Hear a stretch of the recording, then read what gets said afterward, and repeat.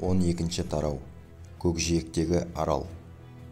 Бұл күні таза жел дауылға айналды.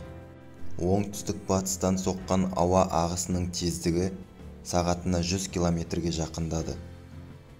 Бұл дауыл якорь тастап портта тұрған кемелерді допша атып жағаға шығарып тастайтын, үйлердің шатырын жұлып әкететін, фабрик заводтарының биік трубаларын жермен жексен қылатын барып тұрған күшті дауылдың бірі еді. 1825 жылы 23 маусымда Гваделупта 24 сантиметрлік ауыр зеңбірек желдің екпінімен лафетінен аударылып қалған. Олай болса, зіркілдеген толқыннан басқа ешқандай таяныш жоқ кемені мына дауылдың асықпай шүйіріп жіберетіні айдан анық. Бірақ кеменің аман қалуына бірден бір сенім оның осы қатты жүрісіне байланысты. Кеме құтырына соққан дауылға қарсы тұра алмай ыға береді. Егер оның құрылысы жақсы болса, не күшті дауылға да төтеп бере алады. Пилигрим де осы сияқты берік кемелердің бірі еді. Көлбеу гротты жел жұлып әкеткен соң, бірнеше минуттан кейін ішін тартып қайта соққан дауыл Бром-Кливердің парша-паршасын шығарды. Диксен тіптен стакселді де қоя алмады.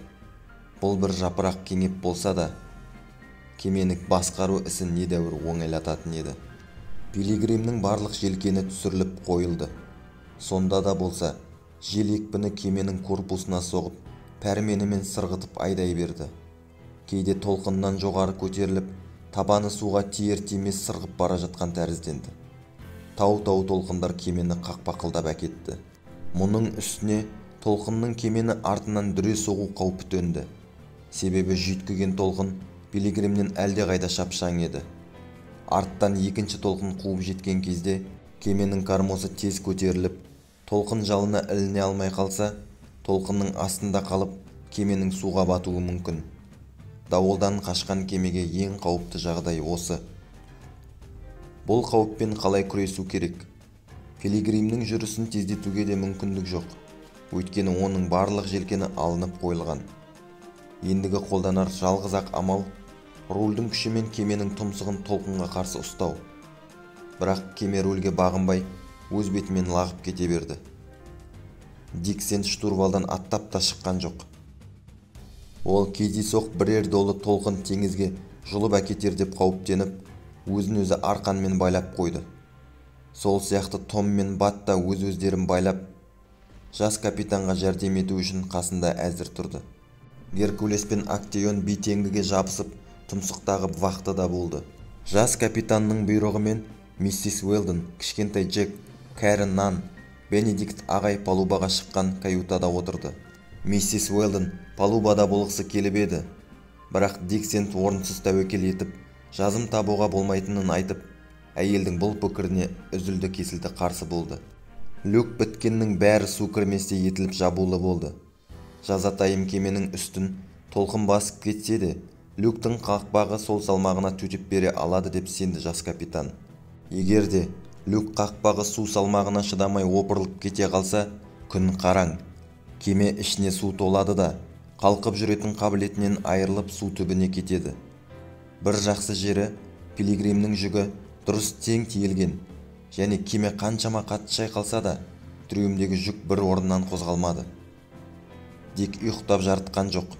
Тіптен миссис Уэлдон оны шалдығып ауырып қалама деп қорқа бастады. Дикке азда болса жатып мызғып ал, деп жалына берді ол. Наурыздың 13-нен 14-не қараған түнде Диксент демалып жатқанда мынадай бір уақиға болды. Том мен Бат штурвал вахтасында еді. Жайшылықта кеме кармосына сирек келетін Негоро ойламаған жерде штурвал вахтасына келді. Тіптен вахтада тұрғандармен әңгімелесуге де ойы кетті. Бірақ қарт негрдің өзі де, оның баласы да оған ешбір жауап қайырмады. Сол арада кеме бір жақ бортына таман қапыл қисайып кетіп еді. Негоро ұшып түсті. Егер Нактоузға жармасып үлгермесе, теңізге құлауында сөз жоқ еді. Том айқайлап жіберді. Ол компасты қиратты деп қорыққанды. Дик Том қарттың айқайын ұйқыда жатып естіп, көз ашып жұмғанша болмай палубаға жүгіре шықты да кармоға қарай ұмтылды. Негоро бұл уақытта тұрып та үлгерген еді. Оның қолында Нактоуз астынан суырып алған жалпақ темір барды. Кеме аспазы жас капитанға сездірмей әлгі темірді суға тастап жіберді. Демек, Негоро компастың тілін бұрынғы қалпына түсіріп, кемені алғашқы бағдарына салғалы келген болар ма? Шамасы, кемені алға қарай айдаған оңтүстік-батыстың желі оның құпия мақсатына қызмет еткен болды. «Не боп қалды?» деп сұрады жасөспірім. «Мына оңбаған көк компастың үстіне жығылды», деді қарт негр. Бұл сөзден зәресі қалмаған Дик асығып-үсігіп Нактоузға үңілді. Компас бүлінбеген. Оның бетіне фонардың жарығы түсіп, көрсеткіш тілі бұрынғы қалпында тұр. Жас капитан ауыр жүгі жеңілгендей деп демін алды. Егер ақырғы компаста бұзылса, қайтып келерге келмейтін қырсыққа ұшыраған болар еді. Бірақ Нактоуз астына қойылған жалпақ темір алынған соң, компас тілі бұрынғы қалпына барып, тұп-тура магнитті полюсті көрсеткенін Диксент байқамай қалды. Егер Негороны компасқа құладың деп айыптауға болмағанымен, оның мезгілсіз уақытта кеме кармосында жүруіне жас капитан ғажаптанып, сезіктенуі де орынды. «Сіз мұнда не қып жүрсіз?» деп сұрады ол. «Жүргім келген соң жүрмін», деп жауап қатты Негоро. «Сіз не айтып тұрсыз?» деп Диксент ашулана ақырды. «Кармода жүруге тыйым салынған тәртіп жоқ деп тұрмын», деді кеме аспазы жайбарақат үнмен. «Мұндай тәртіптің болмағаны рас. Бірақ қазіргі сағаттан бастап осы тәртіпті мен шығарамын», деді Диксент. «Сіздің кеме кармосына баруыңызға тыйым саламын». «Қарай көр мұны», деп айқайлады Негоро. Бұл адам өзінің ежелден дағдыланып қалған үрейлі қимылын жасады. Жас капитан қалтасынан 6 атарын суырып алып тіп-тіке кеме аспазына қарай көздеді. «Негоро», деді ол, «сіз менің ешқашан 6 атарсыз жүрмейтінімді біліп қойыңыз. Егер бұдан былай да тәртіп бұзғандығыңызды көрсем, атып тастаймын». Негоро өзін бір алып күштің кенет палубаға қарай еңкетіп бара жатқанын сезді. Бұл күш оның иығынан бүркітше бүрген Геркулестің салмақты қолы еді. «Капитан Сент», деді ол, «бұл оңбағанды борттан лақтырып тастауға рұқсат етіңіз. Балықтар да бір тойып қалсын. Олар жақсы жаманды талғамайды ғой». «Жоқ, Геркулес, әлі ертерек», деп жауап қатты жас капитан. Алып өзінің салмақты қолын кеме аспазының иығынан алған соң, Негоро еңсесін тік көтерді. Геркулестің жанынан өтіп бара жатып, «Тоқтай тұр, қарғыс атқан негр, сен бұл қылығың үшін сазайыңды тартарсың», деп күңкілдеді. Компастың тілі бірден 4 румбаға барып тоқтапты. Жел ыңғайы өзгерген екен, деп ойлады Диксент компасқа қарап. Теңіз бетінде желдің бұл сияқты қапыл өзгеруіне жасөспірім ғажап қалды. Кеме бұрынғы бағытына қайта түсті. Бірақ толқын кеменің арт жағынан соғудың орнына енді сол жақ бортын қиғаштай соқты. Бұл жағдай аса қауіпті еді. Сондықтан Диксент кеме бағытын 4 румба өзгертуге мәжбүр болды. Қатерлі ой жас капитанның мазасын алды. Негороның бүгінгі абайсыз жығылуы алдыңғы компастың сынуына байланысты емес пе? Мұнда біріне бірі ұштасып жатқан бірер жасырын сыр жоқ па екен деп сұрады ол өзінен өзі. Кеме аспазы кармоға неге барды? Мүмкін ол екінші компастың да істен шығуына тілектес болар. Компас біткен істен шыққанда оған түсеріне. Диксент бұл жұмбаққа түсіне алмай ақ қойды. Негоро Американ жағалауына тезірек жетуді басқалардан кем тілемесе керек. Диксент болған уақиғаны миссис Уэлдонға айтқанда, ол да Негороға сенбейтінін, алайда навигация приборларын сол бұзды дегенге ешқандай негіз жоқтығын айтты. Диксент Негороны өне бойы бақылап жүру керек деп ұйғарды. Ол бұған да қанағат етпей, Дингоны кармоға орналастырды. Кеме аспазының иттен аулақ жүретінін Дик білетінді. Бірақ Негоро өзінің кеме кармосына баруына капитанның тыйым салғанын есіне сақтап, енді қайтып кармоға бармайтын болды. Және оның енді ол жерде жұмысы да жоқты. Құйынды дауыл бұрынғысынша ұдайы бір жеті кәрлене зіркілдеумен болды. Барометр әлі төмендеуде. Наурыздың 14-нен 26-сына дейін 1 минут тынбай соққан күшті желдің алдына түсіп, желкен көтеруге мүмкіндігі болмаған кеме алға қарай ытқи берді. Пилигрим тәулігіне 200 миль шамасы тездікпен солтүстік шығысқа қарай тартып келеді. Жер әлі көрінер емес. Бұлардың жетеміз деп бет алған жері Американ континенті, Тынық мұхит пен Атлант мұхитының аралығында 120 градусқа шамалас созылып жатқан бөгет барьер. Диксент өзінен өзі, мен осы есімнен танбадым ба? Әлде есептен жаңылып оңбағандай бірер қате болмады ма? Соның нәтижесінде Пилигрим көп күндер теріс бағытпен ақпады ма деп сұрады. Жоқ, ол оншалықты қателеспеуі керек. Аспанды бұлт басқанымен күн өне бойы кеменің алдыңғы жағынан шығып, арт жағынан батып отырды. Олай болса, кеме соғылып қирайды деп қорқып жүрген жер қайда? Мұнда болмағанда, ол Америка қайда құрып кетті? Мынау сияқты қиыр-шиыр жүрістің үстінде пилигрим оңтүстік немесе солтүстік Америкаға жетуі керек еді ғой. Осы үрейлі сұрапыл дауылдың кезінде нендей уақиғалар болып өтті? Жетеміз деп үміттенген жағалау кеменің не бақытына, немесе сорына болса да, бұлардың алдынан әлі күнге көрінбеуіне нендей жағдай болды? Әлде компастың көрсетуі теріс деп шамалау керек пе? Бірінші компас бұзылып істен шыққан соң, қалған жалғыз компасты салыстырып тексерерлік Диктің мүмкіндігі болған жоқ. Бұл жорамалдың бәрі Диктің көңіліне берік орнады. Өйткені бұл жағдай жер шарының тұтас бір континенті үшті күйді жоғалып кетуіне байланысты. Дик штурвалдан қолы босаған кездерде аса зер салып картаны тексерумен болды. Қаншама ақтарса да, оған карта ешқандай түсінік бере алмады. Наурыздың 26-сы күні ертеңгі сағат 8-дің шамасында аса маңызды бір уақиға болды. Геркулес вахтада тұр еді. Ол кенет «Жер! Жер!» деп айқайлап жіберді. Дик ентелей басып тұмсыққа қарай жүгірді. Геркулес теңізші емес, мүмкін оның көзі алданған болар. «Жер қайда?» деп айқайлады жас капитан. «Ана жақта!» деп жауап қатты Геркулес. Көкжиектің солтүстік-шығыс жақ бөлігінде болар болмас қарауытып көрінген нүктеге қарай қолын шошайтып. Желдің уілі мен жалданған толқынның біріне бірі шарт-шарт соққан шалпылы арасынан Геркулестің дауысы әрең естілді. «Сіз жерді көріп тұрсыз ба?» деп жас капитан қайталап сұрады. «Иә, көріп тұрмын», деді Геркулес басын изеп. Ол солтүстік-шығысты көрсетіп тағы қолын шошайтты. Дик алысқа қарай көзін тікті, бірақ еш нәрсе көре алмады. Сол минутта Геркулестің айқайын ести сала, миссис Уэлдон Дикке берген уәдесін бұзып, палубаға жүгіре шықты. «Миссис Уэлдон!» деп айқайлады Дик. Жас әйелдің уәдемен ісі болған жоқ. Негр көрген жерді көруге әрекеттенді. Оның бар әмірі сонда тұрған тәрізді. Бірақ Геркулестің қолы дұрыс бағытты көрсетпесе керек. Өйткені миссис Уэлдон да Дик те қанша тесіліп қарағанмен көкжиектен еш нәрсе көре алмады.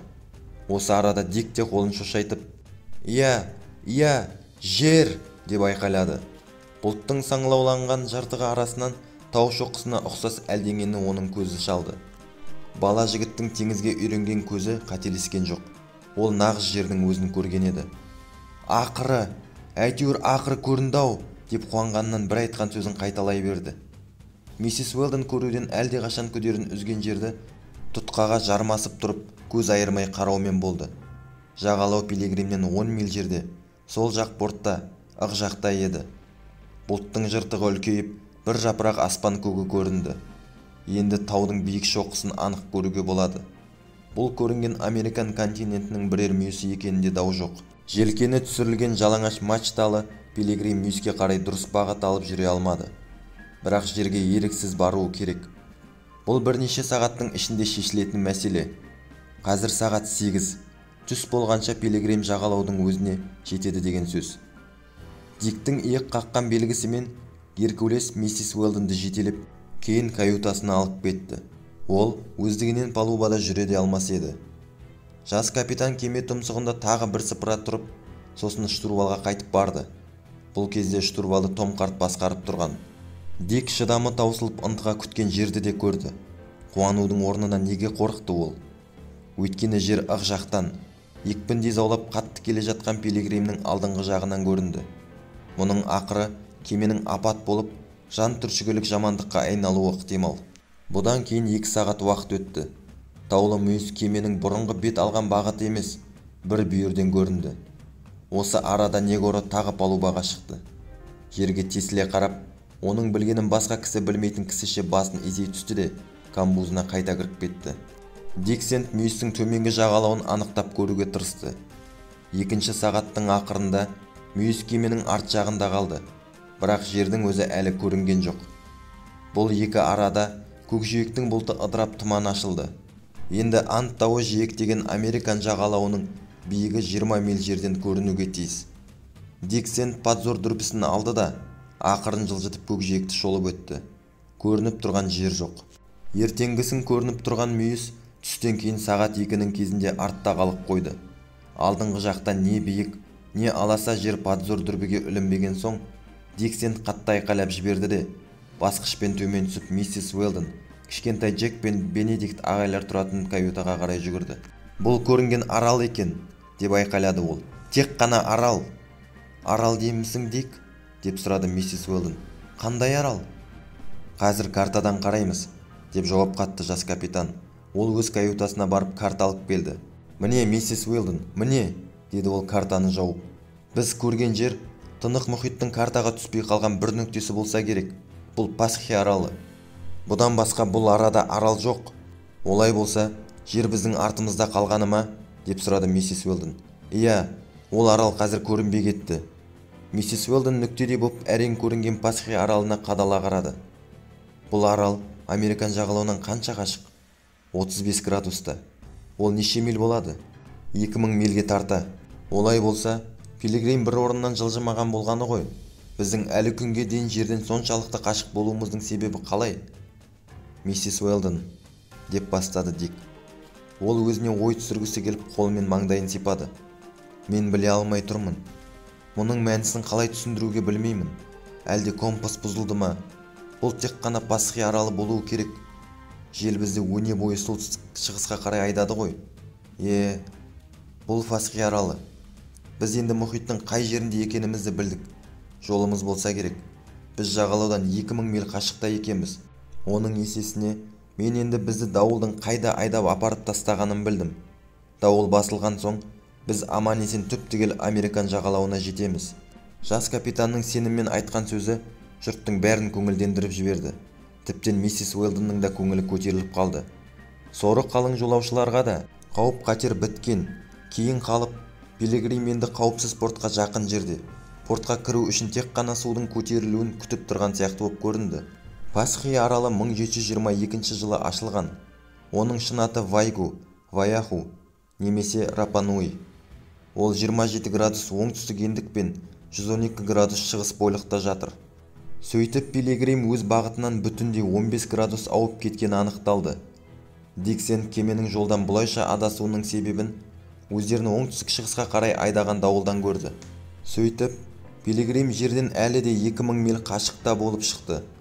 Егер жел осы құйындатқан қалпынан айнымай соға берсе, кеме бұл 2000 миль жолды небәрі 10 күнде басып өте алады. Бірақ осы уақыттың ішінде ауа райы неғып қана түзеле қоймайды. Тіптен Пилигрим жер қарасына жақындаған кезде де желкендерін көтеруге болмайтын бола ма?